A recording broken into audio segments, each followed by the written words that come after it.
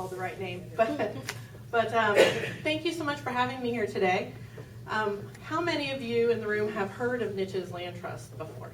Wow, that's a lot of hands, and it makes my heart feel good, because when I started this job in 2016, I can tell you that we are still a very great kept secret in the communities that we serve, and we're working really, really hard to change that. So, NICHES Land Trust started, we will be celebrating our 25th anniversary next year, so it's a great time to kind of learn about who we are, but I wanted to start with what is a land trust. So land trusts are nonprofit organizations directly involved in the permanent protection of land and its resources for the public benefit. Land trusts accept donations of properties, buy land, or help landowners establish legal restrictions that limit use and development, also known as easements.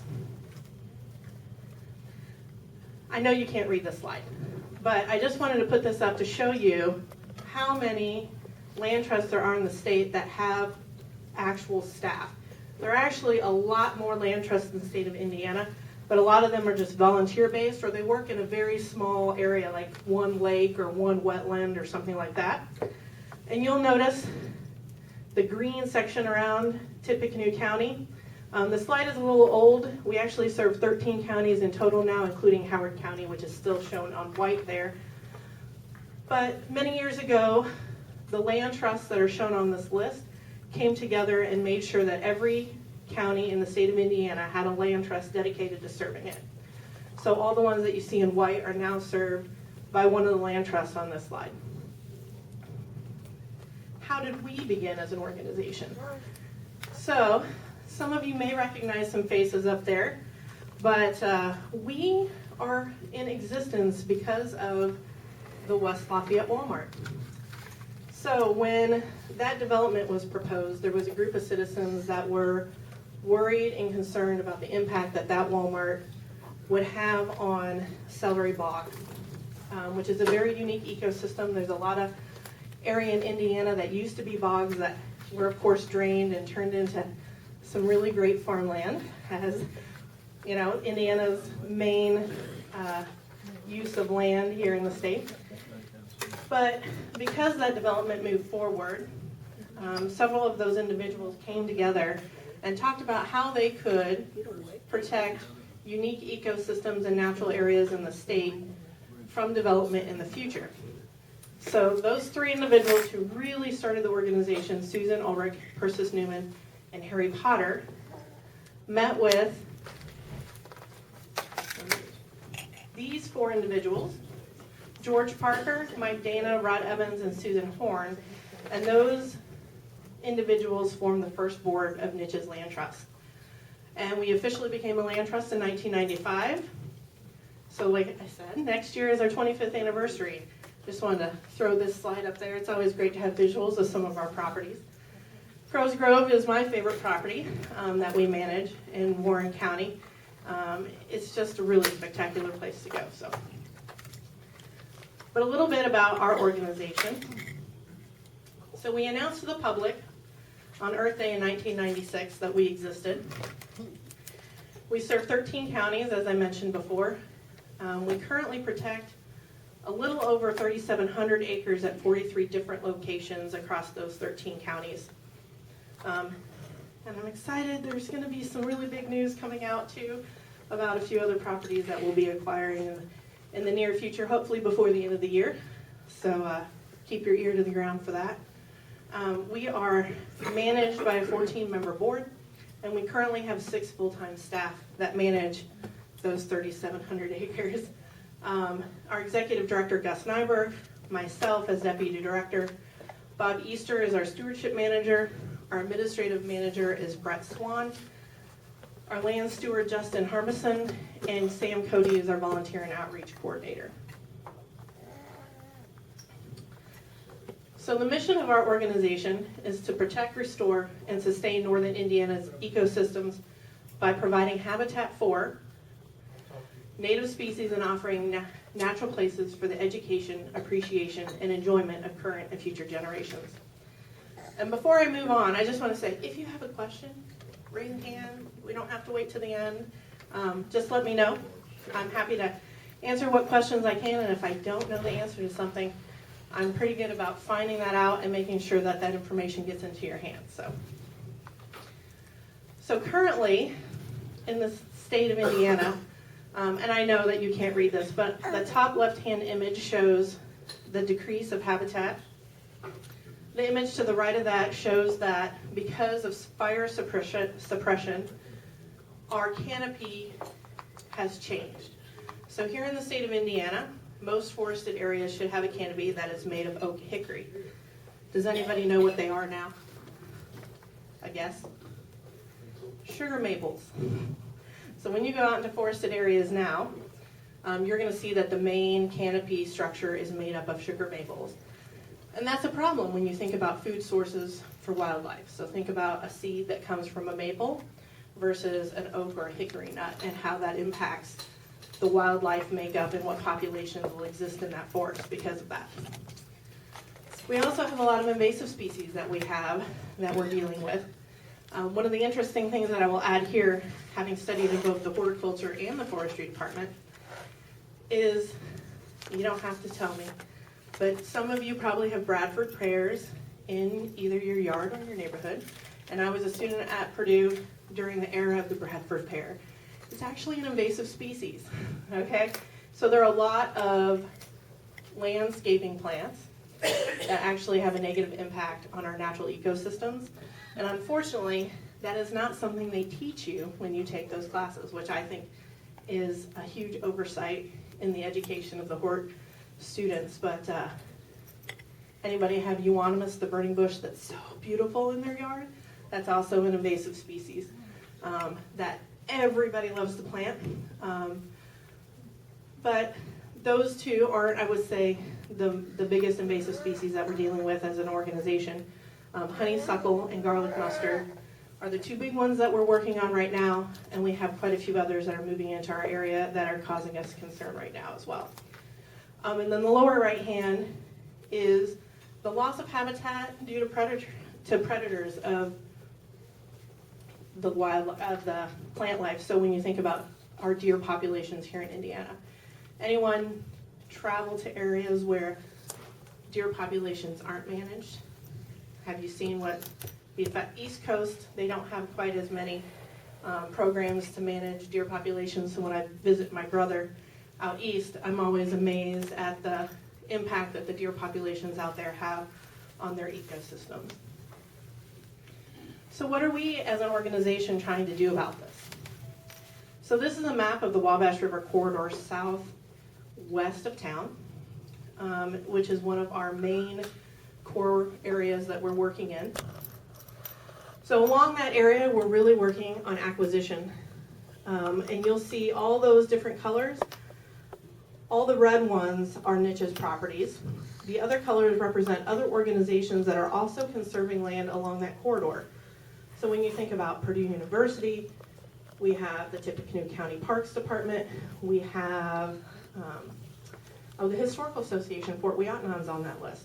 So you start to see that there is a lot of preservation along that Wabash River corridor happening.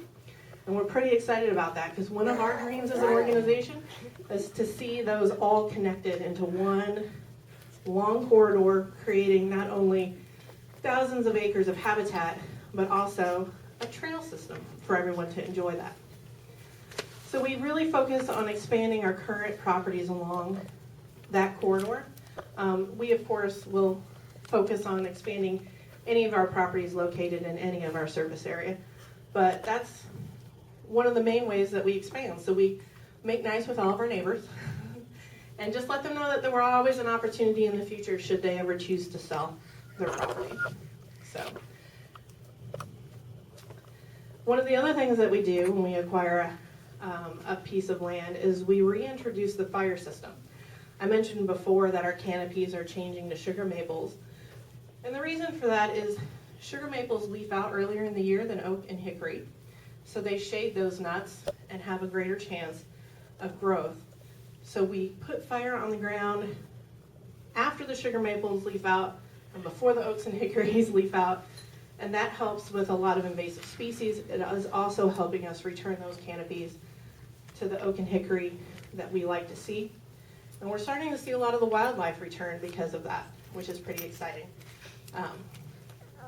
So our trail cams have picked up quite a few little interesting visitors over the years, but this year we've had a lot of new visitors, including minks and bobcats and some others that we hadn't seen before. So the other thing that we do, I mentioned invasive species. It's hard to manage 3,700 acres with just 6 people, so we rely heavily on volunteers helping us do that management work. So we go out and we'll pull garlic mustard by hand, or we'll cut honeysuckle. And if we do it year after year after year in the same spot, we can have a really, really huge impact on that area. I also mentioned, yes? How do you get rid of honeysuckle? So, honeysuckle, I would encourage you to treat in the fall when everything else has gone dormant, because it will still be green, so you'll see it. Treat. So what you're going to do is you're going to cut it, and then you're going to treat the actual stump with chemical. Tordon? There's a lot of different things you can use, so it's really just kind of up to you. But you could use glyphosate, you could use Tordon, you could use, basically Roundup is one that people would use, but if you spot treat them instead of spraying, you'll do a lot more, it'll have a bigger impact, and you won't be hitting anything else around it. So it's a lot of hand work where you're walking through an area, cutting, and then somebody's coming behind and putting it directly on the cut stump. And this represents our deer program. So in November, we shut down a lot of our properties to the public and have specific individuals who go in and hunt those properties. One of the reasons we do this is because we do a lot of restoration work. And so when we do a lot of restoration work and then we see it being eaten by the deer, it's hard to put those resources in that restoration, knowing that it's just going to be undone if we're not doing something to manage the deer population. So on the left-hand side, that is a picture of a baby white pine. So just west of Lafayette, how many things can you think of that are named after the white pine? We have Pine Village, we have Big Pine Creek, Mud Pine Creek. How many white pines do you see out there, though? Not many. It's because they were almost logged into non-existence. And so we have taken on a huge project to reintroduce and bring back the white pine to Warren, Tippecanoe, and Fountain County. And so we are planting thousands of white pines on an annual basis that we are growing out from seed, that are collected by some very adventurous volunteers who are climbing the remaining white pines to collect cones for us. Those individuals are crazy. I've seen the GoPro videos of them climbing those trees. There's no way I would do that. But it's allowed us to grow out local genome and plant those in the area. And so we're really, really hoping that 100 years from now, the white pine forest will be back. There's a couple of reasons we want to do that. First of all, it's an ecosystem that has collapsed here in our area. But also, the areas that white pines usually grow are going to be these cliffs. So in the picture on the right, that is one of the white pines that is remaining. And without those white pines existing there, erosion is much more impactful than if the white pines were still there. So if you've been out to places like Portland Arch, or you've paddled down any of the waterways out there, a lot of the soil that's ending up in those creeks and rivers is happening because the white pines are no longer existing at the top of those ridges. So on the left, you can see Bob Easter, as stewardship manager, planting those baby white pines I was talking about just a moment ago. And I wanted to talk a little bit more about our restoration and how we go about doing that. On the right, you'll see a lady slipper orchid, which we hand pollinate. So we go in with toothpicks and we collect the pollen from our population of orchids, and we transfer it to another population of orchids on another property and vice versa. We do that with about 3 different rare orchids in our service area. The lady slipper, the orange fridge orchid are the 2 main ones that we do that with. And when we started doing that with the orange fringed orchid about 3 years ago, we had 5 plants on our property. Last year and this year we had over 50 plants bloom. So it's pretty exciting to see those starting to come back as well. They are both state endangered species. So I wanted to talk a little bit more about 2 specific restoration projects that we are working on and how we think about that when we acquire a property. So we really want to make sure that we're looking at what should exist there. So if you can imagine, a lot of the properties that we acquire are agricultural fields, and so we're starting with a blank slate. We go back through historical records and find out what existed there before it became an agricultural field. And using that information, then we go out and we search for the seed and the plants that are on that list to put back into that location. And to us, it's really important that we use local genome seed. So there's one nursery in the state of Indiana that sells local genome seed, but the mix has about 35 to 40 species in it, and we historically plant over 100 species when we do a restoration project, which means that we're going out and we're collecting those additional species by hand. So again, a lot of volunteers help us with that. We have a lot of volunteers who are collecting the seed right now for a restoration project that we'll be doing this fall and early spring to help supplement the mixes that we can buy. We also look at the hydrology in the soils and again make sure that we're putting the right species in the right place, especially when we're spending all that money on seed. We want to make sure that we give it the best effort with the right information the first go around. And then we look to our partners to help with that. So when we collect seed, we have some other organizations that we work with who grow out seed for their restoration projects, and so we'll swap seed. Things like the Nature Conservancy and other land trusts are great partners for us as well. So our first acquisition of Fisher Oak Savannah happened in 2003. We've done 4 total acquisitions for that property. It's now over 260 acres. And when we did the restoration project here, we learned from our past mistakes. So I mentioned that we wanted to make our best foot forward the first time around. It's because we have learned that if you don't start with the most diverse mix to begin with, it is almost impossible to add diversity later. So if we think, oh, we're going to start with this seed mix now and then we're going to add some more next year or the year after, it's almost impossible to do that. So you want to start with the most diverse seed mix you can at the right get-go. And you can see it was a agricultural field on the left, and it's now a prairie restored on the right. And it will be a savanna, so there are trees that are growing out, and you'll start to see those trees kind of fill in as well, creating that savanna ecosystem. This property is used by a lot of researchers because it has been basically tagged as the most diverse restoration in the state, as they've done studies of other projects and other restoration projects across the state. And that center photo is that orange fringed orchid I was talking about. And that's what the property looks like now. So are you selecting which trees you're going to allow to be the canopy? So we allow the trees to kind of grow out on their own, and if it's not the trees we would desire, then we do go in and remove them.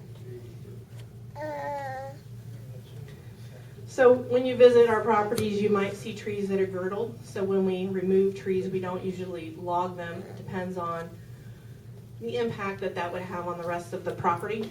We often just girdle trees and allow them to die on site and fall, creating more habitat and other things like that. So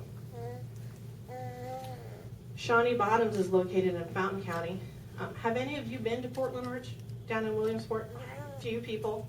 This property is one landowner away from that property, and it's our largest property at just over 500 acres, and we really hope that the landowner that is in between those two properties will one day be inspired to sell us a section of his property so that we connect our trail system to their trail system at Portland Arch. But we'll see. When you're in the forever business, you've got time.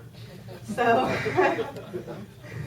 so this also started with a smaller acquisition in 2002 and has steadily grown over the years. We completed our 6th acquisition last year and completed a restoration project.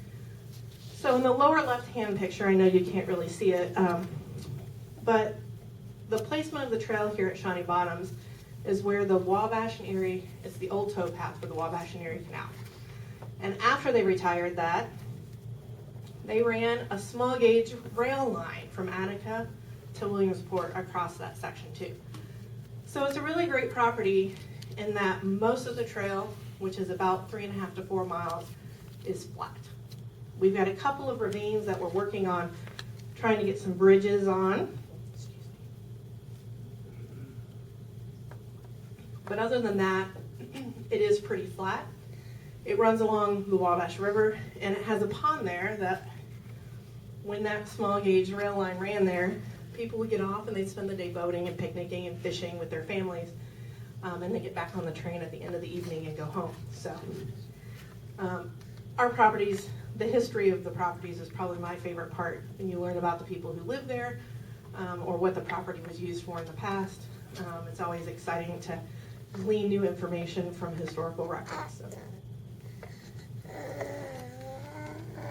So one of our missions is also to make sure that people have access to land and water. So we also have quite a few access points along waterways that we manage in our service area as well. I talked about education as part of our mission. So we do a lot of programming throughout the year for people to come out and learn about, let's say, invasive species work, restoration work, amphibians, as you can see in that photo. But we also work pretty closely with Purdue University. So Bob Easter goes into the classroom for about 5 different classes in the botany and forestry departments at Purdue and does sessions, gets those students out in the field actually experiencing real world implementation of their education, which did not exist when I was a student there. And so that does a couple of things. One, it was mentioned that I started out in the botany and plant pathology department. I was studying plant genetics and thought I wanted to work in a lab. And then I worked in a lab and went, wow, this is not what I want to do with the rest of my life. So those real world experiences do, for a lot of students, either solidify, yes, this is what I want to do with myself, or they go, oh my gosh, this is not at all what I want to do with myself and I need to pivot now. So having those experiences really as part of the education process is not only helpful for us, but it's also very helpful for those students as well. We also work a lot with youth. So we have a NICHES Junior Ranger program where people can come up and pick up booklets and go out onto our properties in different regions with their families and complete those booklets and come back and they get a certificate and a button. It's much like the state and federal program for the Junior Rangers. But here in the state of Indiana, there are only 2 federal places that run that program, and we felt like we needed to bring that to the state. So we're hoping that other land trusts will also start their own Junior Ranger programs to piggyback on all of that education opportunity as well. You mentioned the screen time. It's amazing how few people, how few children actually have an opportunity to go out and truly experience the natural world. Either they or their parents are very afraid that something scary is going to happen, right? And so I'm sure like me, you grew up playing in creeks and wandering in the woods and climbing trees and those kind of things. And a lot of these kids don't have those experiences anymore. And if you don't instill that love of nature, that passion for the outdoors now, the work that we're doing today no one will be left to take up and do this work in the future. So one of the things that we're doing, and one of the reasons why we do this with the youth is, self-preservation, I guess. We want the next generation to want to take up the work that we're currently doing and move it forward as well. And we know that starts at a young age. So on the right-hand side, you're going to see that we, out in front of our offices at Clegg Memorial Garden, we have now put in a natural play area with stones and logs that can be climbed on. We have bones from different things that we find on our properties that are out there. Kids love that. The parents are always like, what is that? We bury it and all that kind of stuff. And so it's a really great time to kind of see them explore and have this area where they can really, dig in the dirt, get dirty, climb trees, and have a good time. So we also put on a summer camp for 11 to 14-year-olds, which is the lower picture there. And the reason we have it for that age group is because we expect them to get out and paddle solo. And under the age of 11, they don't always have the upper body strength necessary and the coordination necessary to paddle their own boats. So they are learning a lot about getting out and exploring the natural world. They're learning about wildlife and ecosystems and plant life, and they're learning some skills that they can take with them into the rest of their life. So for a lot of them, it's their first time they've ever been in a boat. So that's always fun.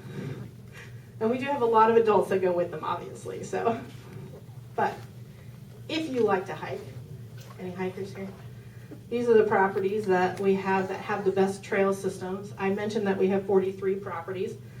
All of them are free and open to the public. Not all of them have trails. But if you're a confident orienteer, go out and blaze your own path. It's really exciting to see a lot of the properties that don't have trails. You'll find trails, though, because the deer still make trails on a lot of the properties. So there are often little trails you can follow. But here in Tippecanoe County, obviously Clegg Memorial Garden is the most utilized property that we have. Carroll County, just north, Frogs Glory and Marigold Woods are located along the Tippecanoe River. Those two properties, one landowner separates. Again, we're hoping that they will be inspired at some point so we can connect those trail systems. Fountain County, I mentioned Shawnee Bottoms. Jasper County, I mentioned Fisher Oak, Savannah. So we do have a trail system up there, and you can find the wild orchids if you're willing to get out on that trail and explore. In Warren County, we have so many properties that have great things to see. But Black Rock Nature Preserve, Crows Grove, Right Rock Creek, and Weiler Leopold Nature Preserve and Black Rock Barrens are two. They're actually two different properties but connected by the same trail system. So all great properties to get out and explore. Just another picture because it's beautiful, but this is our property, Holley Semana, up in Newton County. It also has a nice trail system on it, but it is a wetland that you basically walk around the wetland. So, but any questions about how we do the work that we do? That's always what I'm trying to get out there. Is a lot of people have heard about us. We know that they know we can certainly, but they don't know exactly how we go about doing that. Yeah. What's the organization funded by? How is the organization funded? That is a great question. I'm so glad you asked that because that is my job at NICHES. But we are a nonprofit, so our biggest contributor are just individuals like you. So we have a lot of individual donors that support us. We have a few businesses and corporations that support us, and we certainly rely on government programs. And what I mean by that is, those environmental license plates that people buy. So we can often apply for funding for acquisitions through that program. Federal programs that anyone can take care of, like the wetlands program where you can enroll acres through the federal system. We can take advantage of things like that. But in general, it's just getting out there and letting the people in the communities we serve know we exist and that we're an opportunity for them to invest in. So, yes? Do you have any relationship at all with the State Department of Interior? That is a very good question that I wish Gus was here to answer for you. I am not quite sure what our relationship is with them. So I apologize for that, but I can try and find you an answer. Yes. I never could enjoy the woods and outdoors like I wanted to. Whenever I was out, I was always looking for poison ivy. I'm sorry. So poison ivy. So a lot of our properties, if you stick to the trail, you're probably going to be pretty good. I would not encourage you to go to our property